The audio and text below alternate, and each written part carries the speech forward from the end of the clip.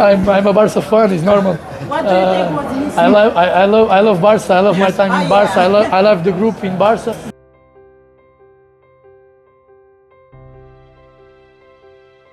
FC Barcelona is preparing player exits in the January transfer window as mounting financial fair play pressures intensify following the planned loan arrival of João Cancelo, according to people familiar with the club's internal discussions.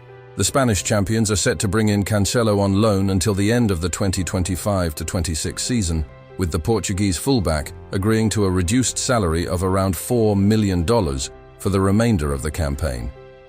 The move has been made possible after defender Andreas Christensen suffered a long-term injury, allowing Barcelona to temporarily use 80% of his salary under La Liga's exceptional injury provisions. We need on this position, we need really four really good players. We have Andreas, and what I can say now, because I think everyone looks to Andreas, he got injured in this training session. So he was an option for us for tomorrow, but again he was injured, and we have to wait. We are looking now how strong or how heavy is the injury, and hopefully not so much. But he has to finish the training before. So normally we have 5 really good center defender.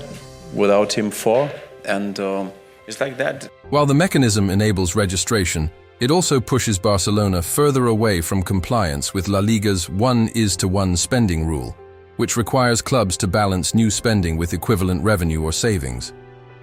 As a result, Sporting Director Deco is actively exploring 2 player exits to partially offset the impact on the wage bill. Barcelona remains above its permitted salary limit and is still awaiting the formal recognition of approximately $30 million in revenue from New Era Visionary Group, linked to the sale of exploitation rights for 475 VIP seats at the redeveloped Camp Nou. Until that transaction is booked, the club's financial flexibility remains constrained. One of the players under consideration is first-choice goalkeeper Marc-André Ter Stegen. The Germany international is weighing whether to remain at Barcelona or pursue a loan move to Girona, a destination that appeals due to its proximity to his family home. However, neither scenario guarantees regular playing time ahead of the 2026 World Cup, a key concern for the club captain. Girona, while competitive domestically, offers no European football, and Barcelona's technical staff continues to back João Garcia as a long-term option. Any deal involving Ter Stegen would likely see Barcelona absorb a significant portion of his salary, estimated between $16 million and $20 million gross annually, limiting the immediate financial relief. Club executives have nonetheless indicated a willingness to facilitate a move should the player decide to leave.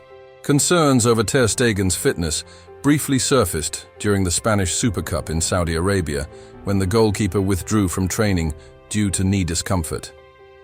Medical tests later confirmed no structural damage, and he rejoined the squad ahead of the final. The second potential exit is midfielder Marc Casadó.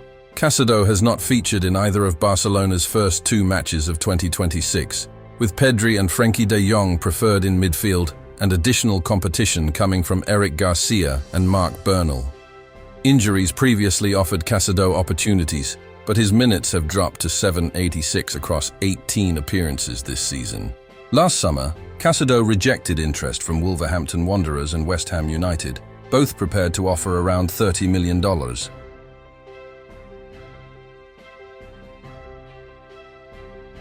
Spain's Super Cup has become one of European football's most lucrative short-format tournaments after its controversial relocation to Saudi Arabia, a shift engineered by former Spain international Gerard Piqué and ex-Spanish FA president Luis Rubiales that now sits at the center of a widening judicial investigation. The 4-team tournament generated $51.9 million in the 2026 edition, a dramatic increase from the roughly $1 million earned when the competition was contested as a single match in Morocco in 2018. The Royal Spanish Football Federation, RFEF, has since extended its agreement with Saudi Arabia through 2030, with a one-off relocation to Qatar scheduled for 2027. For FC Barcelona and Real Madrid, the financial impact has been decisive. Each club is guaranteed around $6 million simply for participating, with prize money pushing total earnings higher.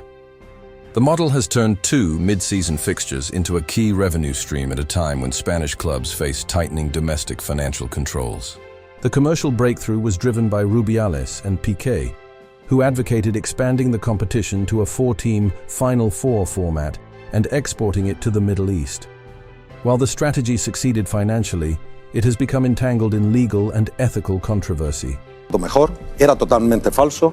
El periodista que lo escribió sabiendo que era falso en el Confidencial, y luego además se ha hecho una operativa importante en Andorra. Se han investigado todas las cuentas de la empresa de Gerard Piqué y se ha visto que no hay ninguna relación ni directa ni indirecta conmigo.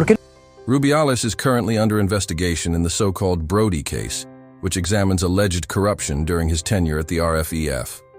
He also carries a criminal conviction for sexual assault following the non-consensual kiss of Spain forward Jenny Hermoso at the 2023 Women's World Cup final. Judge Delia Rodrigo is also scrutinizing the Super Cup's Saudi award process, focusing on Piqué's role as intermediary. Through his company, Cosmos Holding, the former Barcelona defender brokered the deal between the RFEF and Seller, a Saudi state-linked sports marketing entity.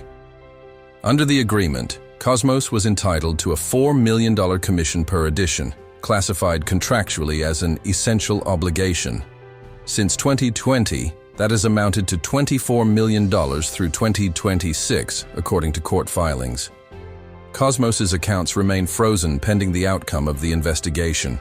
Spanish authorities are examining whether the arrangement constituted corruption in business, particularly because Piqué was an active Barcelona player when the deal was struck, and Barcelona was among its main financial beneficiaries.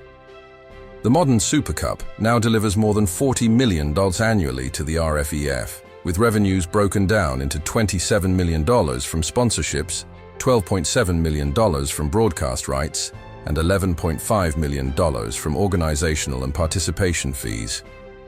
Around $28 million is redistributed to grassroots football in Spain.